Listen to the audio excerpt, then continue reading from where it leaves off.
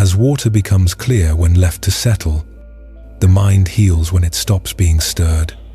Buddhist teaching: allow yourself to pause here, not to understand anything, not to do anything better, just to rest. You've been carrying far more than you realize. Thoughts that don't stop, emotions that never had space to be felt, demands that stayed imprinted in the body. And little by little, without noticing, you tightened on the inside. Buddhism doesn't teach you to fight that exhaustion, but to listen to it with compassion. When you stop pushing, something begins to loosen on its own. Your breathing slows. Your body remembers how to let go. And your mind, for the first time in a long while, doesn't need to go anywhere. The words that come now aren't trying to change you or correct you. They're here to stay with you as you lower your defenses, as you allow what hurts to soften, as you give your inner world permission to heal without effort. You don't have to achieve anything. You don't have to prove anything. Just stay, breathe, and let these words guide you, gently, into a space where letting go is safe and healing is natural. We will begin now. And as you continue listening to my voice, hearing it as if there were nothing else to attend to, I want to invite you into a sacred space of calm, a space the Buddha would call returning home. Now, close your eyes and take a very deep breath. Feel the air entering as if it were a gentle wave of life. And as you exhale, long and slow, let all the accumulated energy, all the weight of the day, leave your body, because on the path of the Dharma, letting go is not losing. Letting go is becoming free. Take another deep breath all the way down. Relax. Simply relax and take one more full breath. Relaxing. Just relaxing. Letting your entire body slide into a state of rest. Preparing your body and mind to become so quiet, so soft, so available, that the healing process can begin naturally, because healing, according to Buddhist teachings, is not forced, it is allowed. Another deep breath and relax. Keep focusing. Keep relaxing your body. Inhale, exhale, and begin to release your thoughts. Let the day disappear like a cloud dissolving in the sky. Take a rest right now. Nothing needs your attention. You don't need to think about anything. This moment is not for solving, or rushing, or carrying. This moment is for returning to the present, and in Buddhism, being present is the first step toward freedom. Let your breath move on its own, finding its own rhythm, lengthening, softening, flowing in harmony with your body. And with every inhale, imagine a warm, luminous, healing energy entering deeply, as if the air were subtle medicine, as if your breath were a blessing, reaching the very core of your being. And with every exhale, release, release, release what you no longer need. Release what is heavy. Release what hurts. Release what exhausts you and how good it feels to let it go. Because the Buddha taught that suffering grows when we cling, and it lessens when we learn to let go. And now you can notice your body becoming light, very light, truly light, as if tension were melting away, as if each muscle were learning how to rest. With every exhale, the rigidity leaves, and your body becomes lighter, lighter, and it feels so good, so beautiful, to feel that lightness, as if your body is finally giving itself permission not to resist. And feel how the muscles all throughout your body loosen, soften, open. Each inhale and exhale releases them a little more. The mind releases, the body releases, and everything becomes larger inside, more spacious, as if your inner world is filling with silence, and a gentle feeling of tranquility begins to move through your body. A slow, deep peace, and it feels so good, so good. And tell me, wouldn't it be beautiful to feel like this every day? Wouldn't it be beautiful to walk through life with that peace in your chest? Wouldn't it be beautiful to float through your day, relaxed in calm, like someone who no longer fights the world, like someone who has learned the Buddhist art of being without resistance? Imagine now that you float through your day, moving like water soft. Free your arms, light at your sides, your body feeling weightless, elegant. And as you do everything you want to do and everything you need to do, everything happens with a quiet freedom, with natural ease, with a peace that does not depend on circumstances, mind and body in perfect harmony. Like when the meditator sits and discovers there is nothing to push, only to breathe and be. And now, imagine every muscle is deeply relaxed, that there isn't even a spark of tension in your body, and that your mind, rather than running, radiates love, radiates compassion, radiates warmth.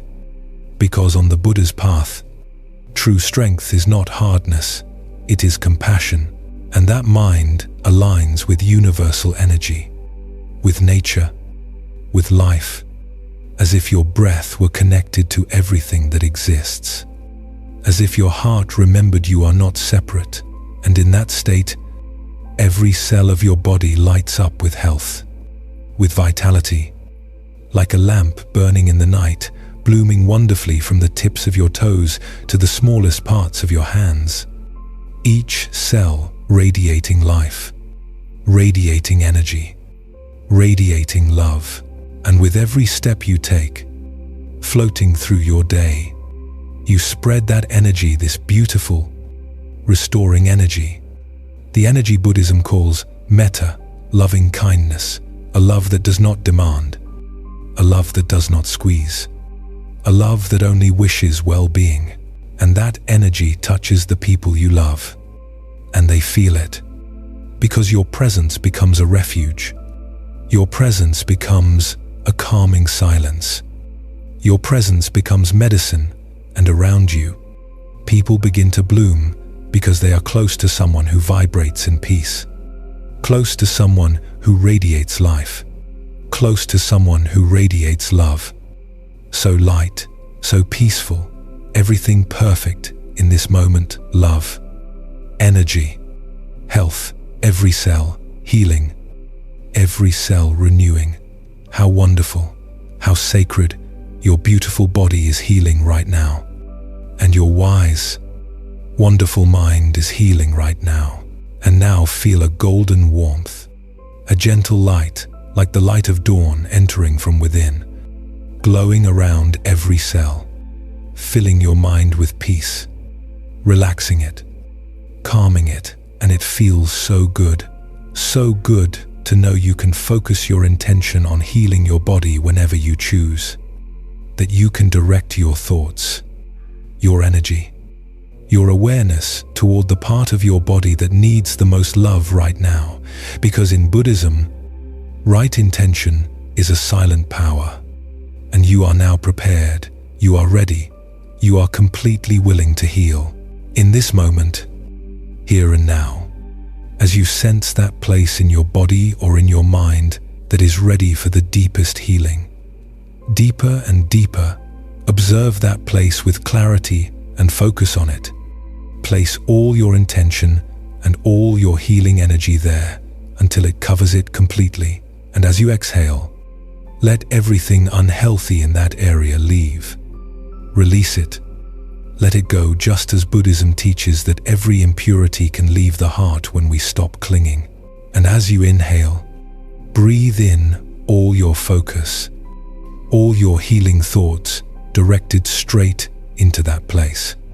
And feel a gentle calm arriving, a vibration moving through that entire area, vibrating with healing energy. Absolutely wonderful. And all those cells begin to focus directly on healing, as if each cell heard the call of the Dharma and responded with wisdom, welcoming healing into that place, opening to receive it. allowing healing energy to make its way through that whole area, deeper and deeper, opening to the light, to the energy, and to love, welcoming it with trust, with serenity, feeling comfortable, so comfortable now, so deeply comfortable, allowing that energy to remain there and continue working, healing, calming, refreshing, and balancing that area. And throughout your night of rest, everything improves more and more. In every way, the lightness and freedom deepen even further.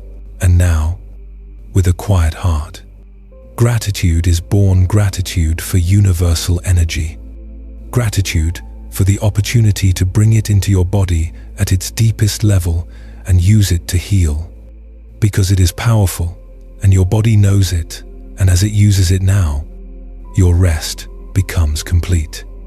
Your sleep becomes a refuge, and you begin to heal at the deepest level. You heal physically and you heal emotionally, noticing how pain and discomfort begin to dissolve, escaping the body with every exhale. And it feels wonderful to know you are healing your body.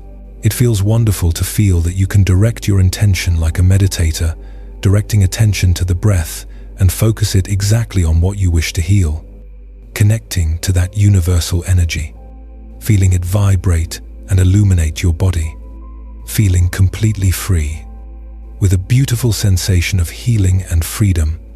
And you can live every day and every night with this lightness, with this freedom, with this clear awareness and this intention to heal each day.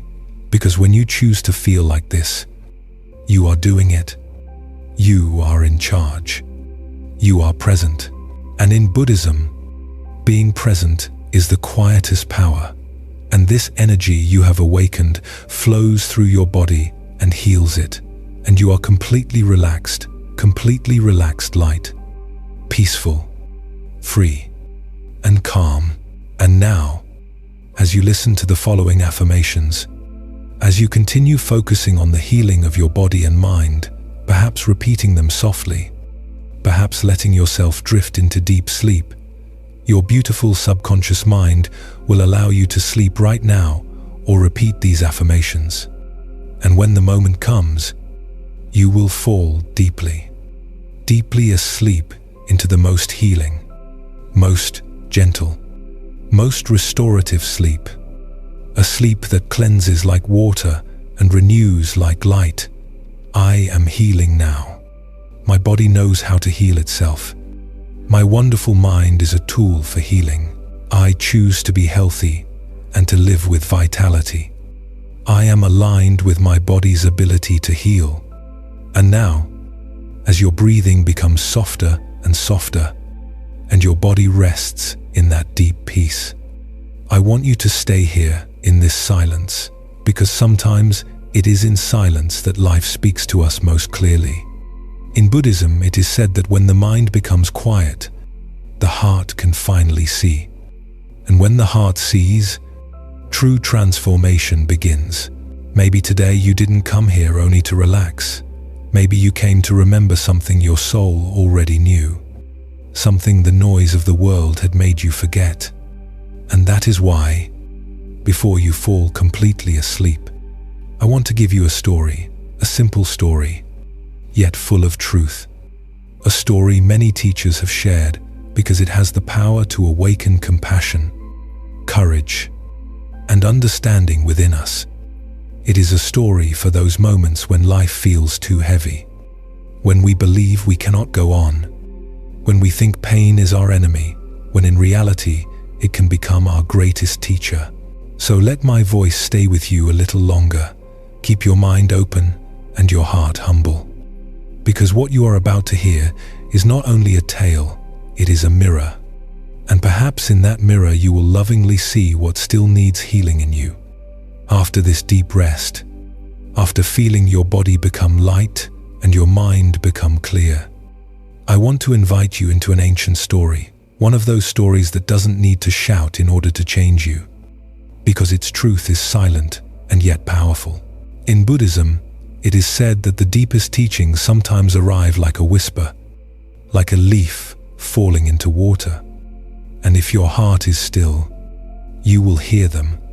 This is the story of two monks and a young woman. And perhaps today you won't hear it as a story, but as a mirror. Once upon a time, two monks were traveling together along a long road. They were disciples of a strict discipline, and among their rules there was one very clear: do not touch a woman. It wasn't contempt, it was a practice meant to train non-attachment, to protect the mind from distraction, and to preserve the purity of attention. The two walked in silence, with slow, mindful steps, feeling the earth beneath their feet, listening to the wind among the trees, breathing calmly, as if each step were a small meditation. At a certain moment, they reached a river. It wasn't violent, but it was swollen enough to make crossing difficult. The water moved with force, with that current that seems to say, if you enter without care, I will carry you away. And there, by the bank, stood a young woman. Her dress was delicate, her feet were bare, and her face showed that mixture of doubt and fear of someone who doesn't know what to do. She wanted to cross, but she couldn't. She looked at the monks timidly, as if asking for help without daring to ask. The two monks stopped. The younger monk lowered his gaze and tightened inside. We must not touch her, he thought. We must not break the rule. But the older monk, with a tranquil mind, observed the scene without conflict. He approached the young woman, looked at her with kindness, and without saying much, gently lifted her up. He carried her in his arms, step by step, across the river, and set her down on the other side, where she could stand safely. The young woman, surprised and grateful, bowed deeply and continued on her way. The monks kept walking. The older monk returned to his breathing, as if nothing extraordinary had happened. His face remained serene, his pace steady, but the younger monk could not let it go. He walked, but his mind was burning. He walked, but his thoughts were like thorns. 1 hour passed, 2 hours, and the younger monk was still remembering the weight of the girl's body on the older monk's arms, still seeing the broken rule, still feeling the clash between duty and action.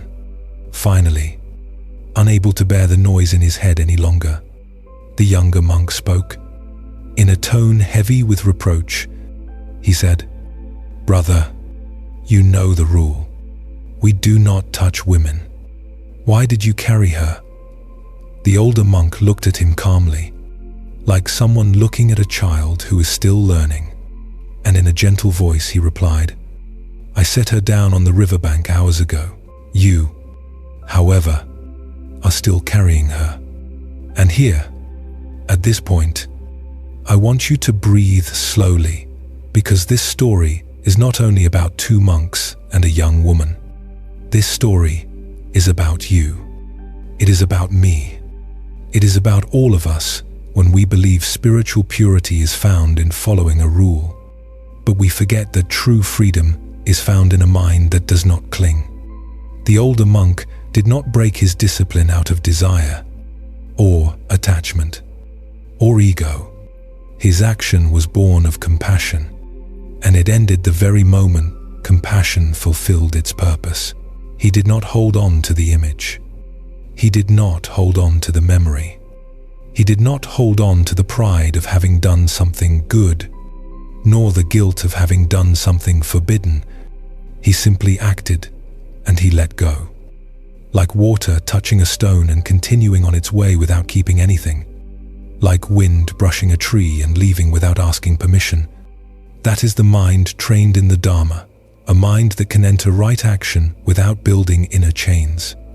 The younger monk, on the other hand, kept the rule externally, but broke inside. He did not touch the young woman with his hands, but he touched her with his mind 1,000 times. He did not carry her with his body, but he carried her with thought. And that thought became a weight, a prison, a fire that would not let him breathe. This is one of Buddhism's most subtle teachings. Sometimes we believe we are being faithful to discipline, but in reality we are feeding the illusion of self, the pride of being right, the rigidity that condemns and separates. And if you look honestly, you too have carried people for hours, for days, for years. You have carried a sentence someone said to you. You have carried a betrayal. You have carried shame. You have carried guilt. You have carried a mistake. You have carried fear. You have carried an image of yourself that no longer serves you. You have carried a wound that time could have healed if your mind were not gripping it like someone squeezing a thorn and then wondering why it hurts. In meditation, we learn something simple and revolutionary. Thoughts come and go, like clouds, like waves, like the sounds of the street. The problem is not that they come. Suffering begins when we grab them and make them our identity, when we replay the scene again and again. When we build a story, when we say, "This happened to me, this is who I am.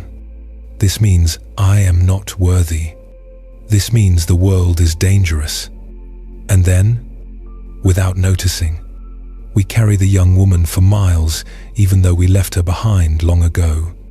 That is why this story, spoken softly, almost like a prayer, is a reminder of lightness.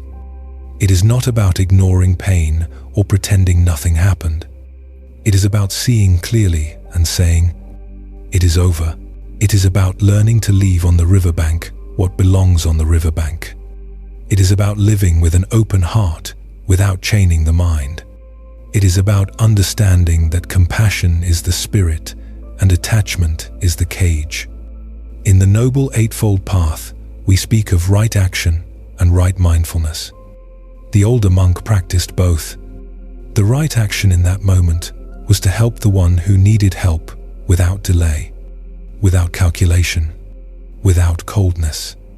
And right mindfulness was to let go immediately afterward without clinging to the act, without feeding a story.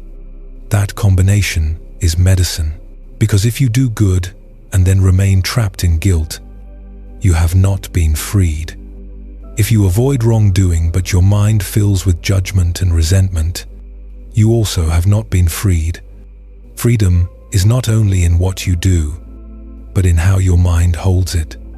And now, as your breathing becomes slower, I want you to ask yourself in silence, what are you still carrying? Who have you not released? What scene are you still replaying? What inner rule? What rigidity? What pride? What fear is stealing your peace? And then, with each exhale, imagine you let it go, not with violence, but with tenderness, like placing a stone on the ground, like opening your hand, like finally surrendering to wisdom. Because the final teaching of this story is simple and beautiful. Compassion is light, attachment is heavy. Compassion makes you human, attachment chains you. And you did not come to this life to live chained. You came to awaken. You came to heal. You came to walk with a free heart, helping when necessary, letting go when necessary, breathing when necessary, and understanding, again and again, that peace is not found by controlling the world, but by freeing the mind. So tonight, leave the young woman on the riverbank. Leave the guilt on the riverbank. Leave judgment on the riverbank. Leave the past on the riverbank. And walk on like the older monk, with gentle steps and a heart that knows how to love without carrying. And if the story of the two monks showed you the weight of clinging, now I want to bring you to an image even more direct. An image that moves through the heart like a bell in the night. The teaching of the second dart. The teaching of the second arrow. The Buddha said that in life, there are pains that are inevitable. Sometimes the body hurts. Sometimes illness arrives. Sometimes there is loss. Sometimes someone betrays you. Sometimes you make a mistake. Sometimes life breaks in front of you without asking permission. That pain is like an arrow that arrives suddenly and pierces you. You don't choose it. You don't plan it. It simply happens. And in that first impact, there is no guilt, no sin, no spiritual failure. There is humanity. There is experience. There is life. That is the first arrow. But the Buddha also said that many times, right after that first arrow, we ourselves pick up another arrow and stab ourselves a second time. And that second arrow doesn't come from the world, it comes from the mind. It comes from resistance. It comes from judgment. It comes from why me, from this shouldn't be happening, from I'm weak, from I'm not worthy, from I'll never get through this, from this means I'm broken. And that second arrow, even though it seems invisible, hurts more than the first, because it is a wound reopened again and again with every repeated thought, with every story we build around the pain. Imagine this calmly, as if you could see it within you. Imagine a person walking through the forest. Suddenly, an arrow strikes them. It hurts. It burns. The body trembles. The heart races. That is the first arrow, the natural pain. But instead of breathing, instead of asking for help, instead of allowing the pain to be what it is, the person panics, despairs, gets angry, blames themselves, sinks into fear. And while they are screaming inside, they take another arrow and stab themselves, and then another, and then another, until what was a wound becomes an inner war. And this is where the teaching becomes personal, because you and I have done this. We stab ourselves with the second arrow when we criticize ourselves for feeling sad. We stab ourselves with the second arrow when we hate ourselves for having anxiety. We stab ourselves with the second arrow when we feel ashamed of our sensitivity. We stab ourselves with the second arrow when we repeat to ourselves that we are not enough. We stab ourselves with the second arrow when, on top of real pain, we add guilt, we add anger, we add resentment, we add comparison, we add hopelessness. And if you look honestly, most of our hardest nights are not only because of the first arrow, they are because of the second. Because the body is tired, yes, but the mind won't stop talking. Because something painful happened, yes, but we won't let it pass. Because someone hurt us, yes, but we keep giving it power. Because we made a mistake, yes, but we turn it into identity.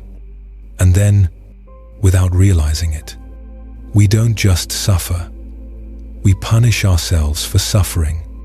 That is why the most revolutionary part of this teaching is not intellectual, it is deeply compassionate. The Buddha is not telling you to ignore pain. He is telling you not to multiply it. He is telling you not to turn a wound into a sentence. He is telling you not to make your pain your enemy. Because the enemy is not pain, the enemy is the attachment to life being different than it is in this moment.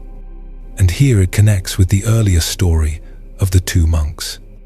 Because the younger monk did not only witness an action that unsettled him, he stabbed himself with the second arrow. The first arrow was seeing something that clashed with his rule. The second arrow was repeated judgment, constant rumination, rigidity, the pride of being right, silent resentment, and that is why he carried for hours what the other one released in an instant. That is the second arrow. That is continuing to carry the young woman. That is continuing to stab yourself when you could already be at peace. Now breathe with me.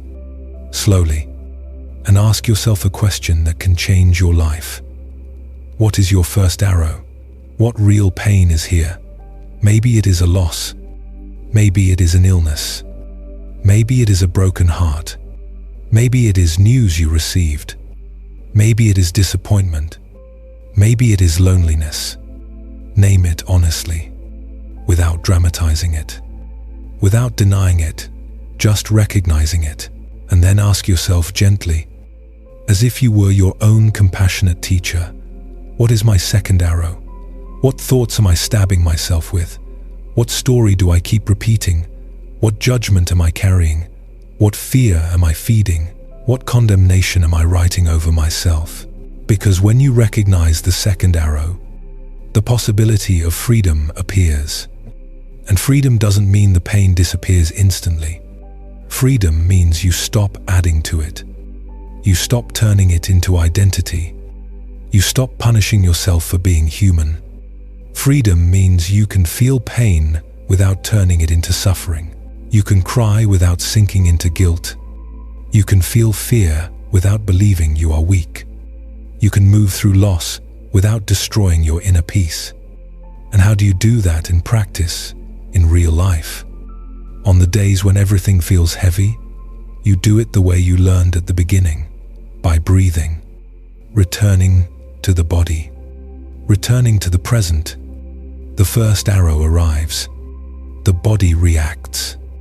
And you don't run, you stay, you breathe, you name it, you observe, and then, when the mind tries to shoot the second arrow at you, when the voice appears saying, I can't, I'm not enough, this is unfair, you do something miraculous, you don't believe it, you hear it the way you hear a distant sound, you watch it the way you watch a cloud, and you let it pass. Because Buddhism doesn't ask you to be perfect, it asks you to be aware. It doesn't ask you not to feel pain, it asks you not to destroy yourself with it. And in that humble gesture, in that moment when you say, this hurts, but I will not attack myself, you are already healing. You are already letting go. You are already leaving the arrow on the ground. And now, as your body rests and your mind becomes lighter, I want you to hold this truth like a seed in your heart. You may not always be able to avoid the first arrow, but you can always learn to avoid the second. You may not always be able to control what happens outside, but you can train your mind not to become your own enemy. That is the practice. That is freedom. That is the peace the Buddha promised, a peace that does not depend on the world being perfect, but on your heart learning to release. So tonight, if there is pain, allow it with tenderness. And if judgment appears, release it with gentle firmness. Leave the young woman on the riverbank. Leave the second arrow on the ground. Breathe and come home within yourself. And when you finally leave the second arrow on the ground, when you understand that pain can exist without you turning it into an inner war, another teaching appears, one that fits like a perfect piece on this path, because the Buddha didn't speak only about suffering.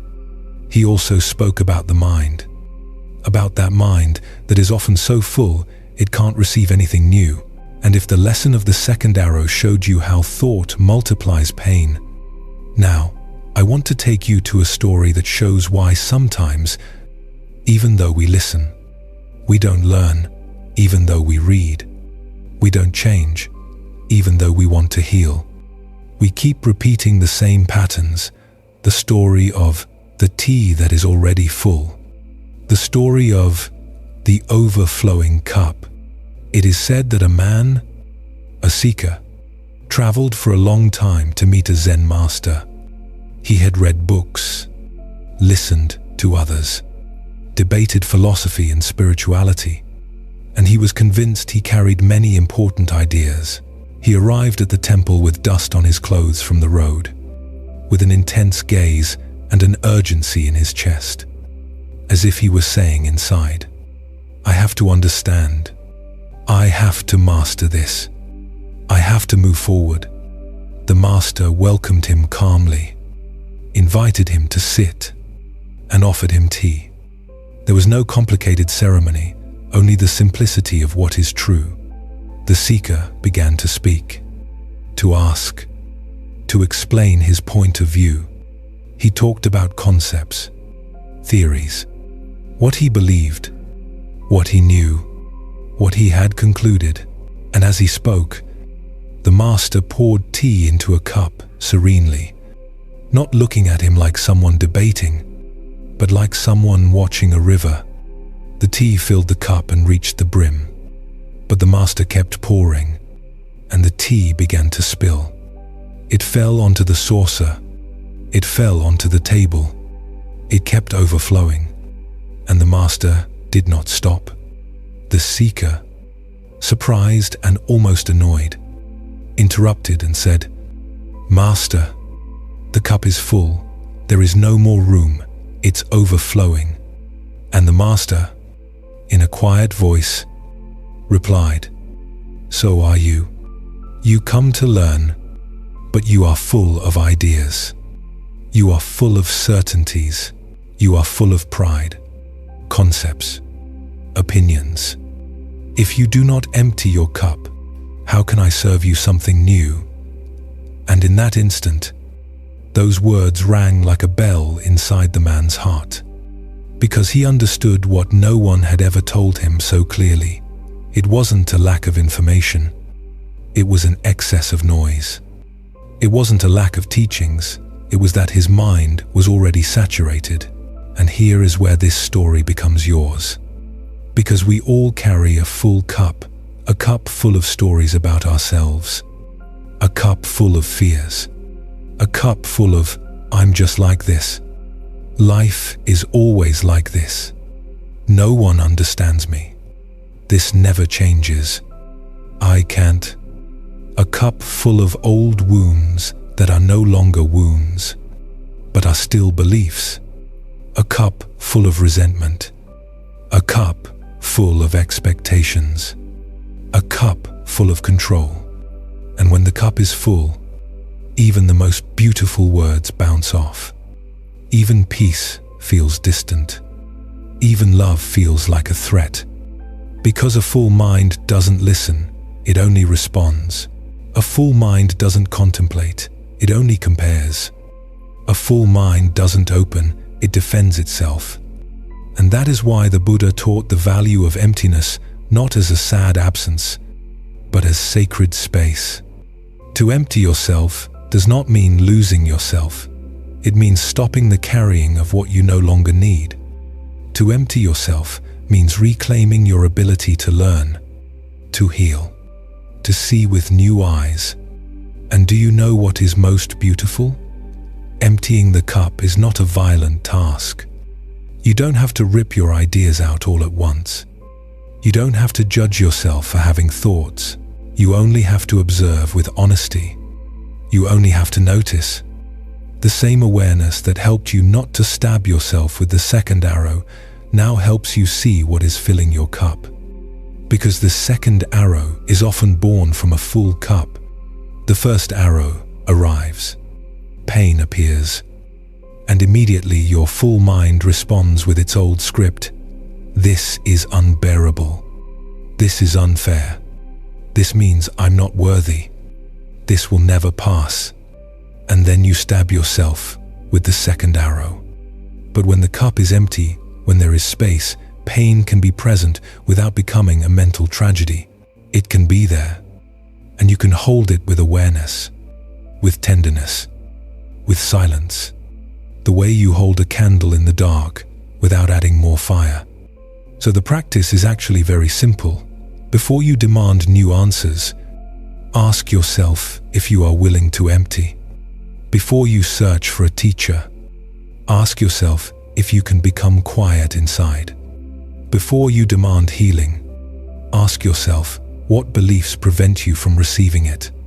Before you seek peace, ask yourself if you are willing to let go of the need to be right. And now, in this moment, as your body sinks into calm. I invite you to make this inner gesture almost like an act of love.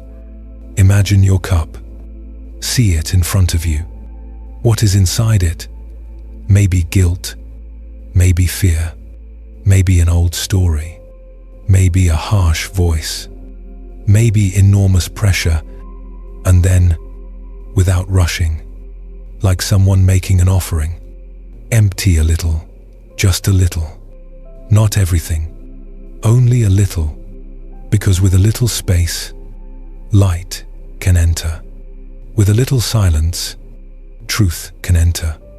With a little emptiness, peace can enter. And then, as the cup becomes lighter, something opens. The mind stops fighting. The heart stops defending itself. And the Buddhist path becomes real, not as theory, but as experience. Because wisdom is not accumulating ideas, it is releasing what blocks you. Wisdom is not filling the mind, it is clearing it. And in that clearing, the very freedom you were seeking from the beginning appears. So tonight, leave the second arrow on the ground. And now, also, leave your cup a little more empty. Breathe, release, and allow life to teach you without having to force it. Because when there is space, healing comes. When there is space, compassion blooms. When there is space, you awaken.